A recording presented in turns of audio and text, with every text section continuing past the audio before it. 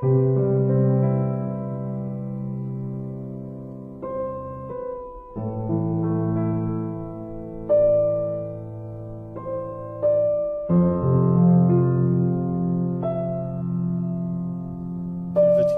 زيارة روحية صرف خالص.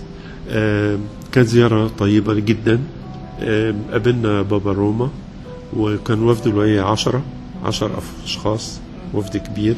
كانت دي تاني زيارة بعد زيارة البابا من 40 سنة.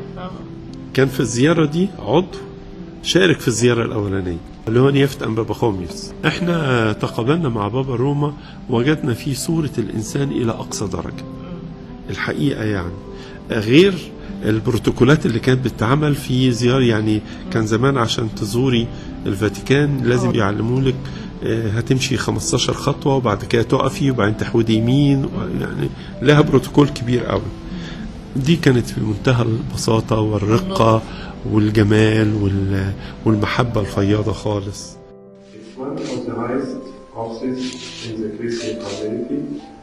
but also of eminence. Reverence were required, particularly in the current historical phase where the interreligious dialogue has become so important. Papa Paolo VI, che per generazioni e generazioni hanno reso testimonianza. أشكر ربنا. كانت زيارة حلوة قوي قوي، سواء من الوجهة الروحية، من وجهة العلاقات بيننا وبين الفاتيكان، سواء من الوجهة زيارات، زرنا آثار كتيرة بنقرأ عنها في الكتاب المقدس، والجو العام كان ممتع جدا. صلينا صلاة واشترك الوفد كله، وصلينا في كنيسة خاصة جوه الفاتيكان، وكان متوزع علينا قطع الصلاة كده. صلاة مش يعني مش كنسية، لكن صلاة بمفهوم مسكوني.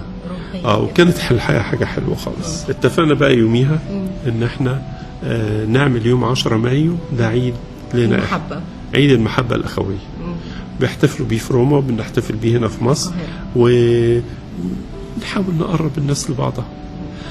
قدمنا مجموعة من الهدايا لبابا روما، لكن أهم هدية قدمنا له صليب جلد زي ده مشغول، ده مشغول جلد.